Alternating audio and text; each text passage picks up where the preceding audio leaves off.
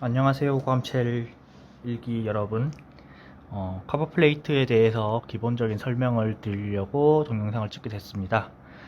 커버 플레이트는 기본적으로 타원형을 기반으로 하는 55도 정도의 기울기를 가지는 서체로, 글씨 비율은 정통적으로는 2대 1대 2이긴 한데, 그렇게 했을 때 너무 길어지기 때문에 현대에서는 주로 3대 2대 3의 비율을 사용합니다.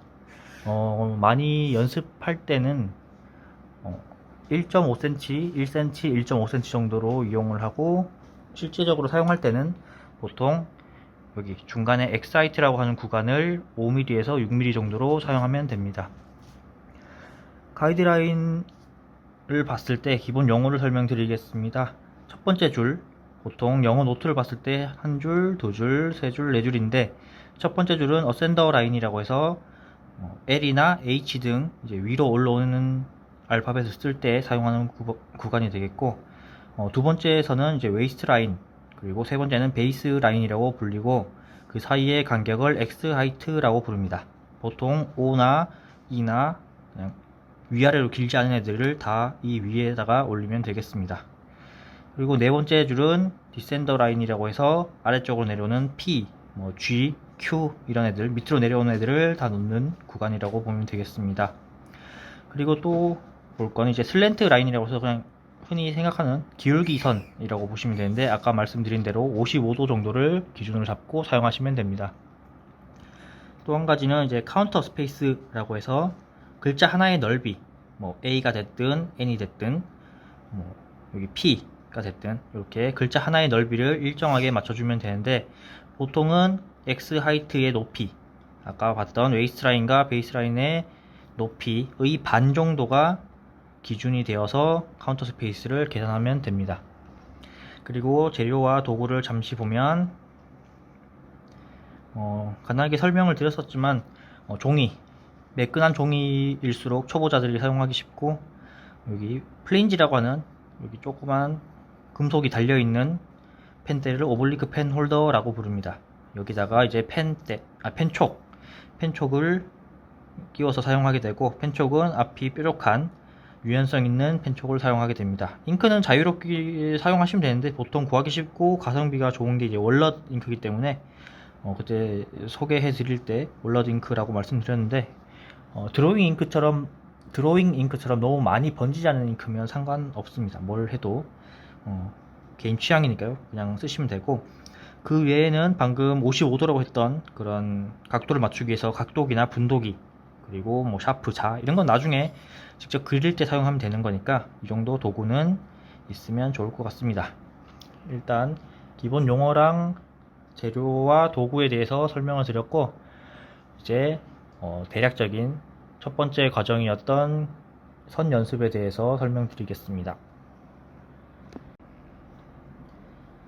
자, 이번에는 기본적인 선 연습을 하기 위한 방법을 알려드릴 텐데, 선 연습 전에 먼저 종이를 세팅하는 방법을 알려드리겠습니다. 아까 플린지라고 했던 이 부분이 있는데, 이게 인위적인 각도를 인위적으로 주기 위해서 만든 도구이기 때문에 각도를 이렇게 틀어서 쓰면 되는데, 사실 이렇게 당겼으면 지금 화면상 잘 안 보이겠지만 자세가 굉장히 불편합니다. 그래서 자세는 가장 편한 자세로 테이블 위에 팔을 그냥 턱 던지는 느낌으로 편하게 두시고, 여기 닙에 갈라지는 부분, 앞에 갈라지는 부분에 맞게 기울기선을 맞춰서 종이를 돌려줍니다. 실제로 쓸 때는 이렇게 종이가 돌아간 상태에서 쓰게 되는 그런 방법인데, 일단 팔의 움직임이 가장 편해야 되기 때문에 가장 먼저 자세를 편하게 잡고 종이를 돌리시면 됩니다. 자, 이제 써볼 건데요. 기본 선은 9개 정도가 되겠습니다. 9개가 맞나 근데? 자, 일단 아까 설명드렸던 어센더 라인, 웨이스트 라인, 베이스 라인, 디센더 라인, 그리고 슬랜트 라인 이렇게 되어 있습니다. 첫 번째는 리드선이라고 해서 첫 번째 이렇게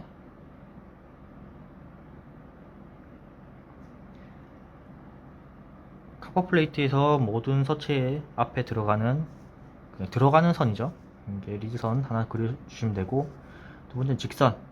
보통은 이제 어센더에서 베이스라인 정도까지 길이로 연습을 해주시면 됩니다. 이 정도 길이. 물론 더 길게 쓰셔도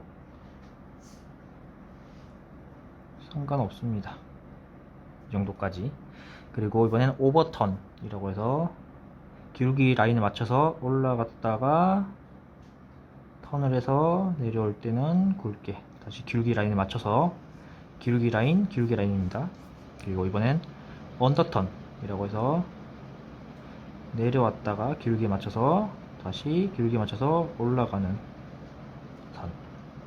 그 다음은 컴파운드 커브라고 해서 올라갔다가 돌아서 내려왔다가 다시 한번 올라가는 커브의 형태를 연습하시면 되겠습니다. 물론 여기는 다 기울기선에 맞춰서 연습해 주시면 되고, 많이 사용하진 않지만 이렇게 컴파운드 커브 반대쪽으로 내려왔다가 올라갔다가 내려오는 선도 연습해 주시면 좋습니다.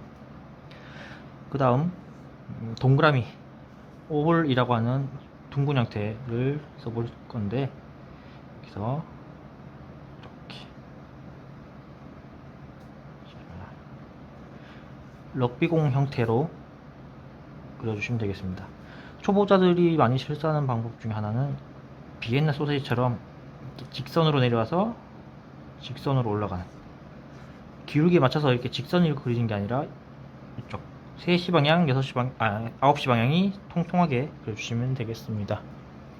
그 다음은 이제 어센더 루프. 자, 시작은 웨이스라인에서부터 시작을 해서 돌아서 올라갔다가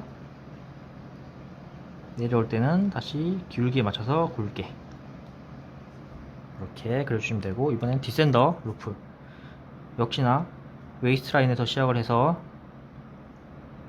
쭉 타고 내려와서 마지막에 힘을 빼면서 이렇게 올라가는 획까지. 여기 좀 이상하네요. 자, 이렇게 한 가지, 두 가지, 셋, 넷, 다섯, 여섯, 일곱, 여덟, 아홉 가지의 선을 연습하는 게 첫 번째 미션입니다. 기본적인 설명으로 이제 재료와 도구, 그 용어, 쓰는 방법 정도까지 말씀을 드렸는데, 다음부터 이제 알파벳을 쓸 거니까요. 첫 번째 선 연습 좀 열심히 해주시면 좋겠습니다. 그럼 여기까지 할게요.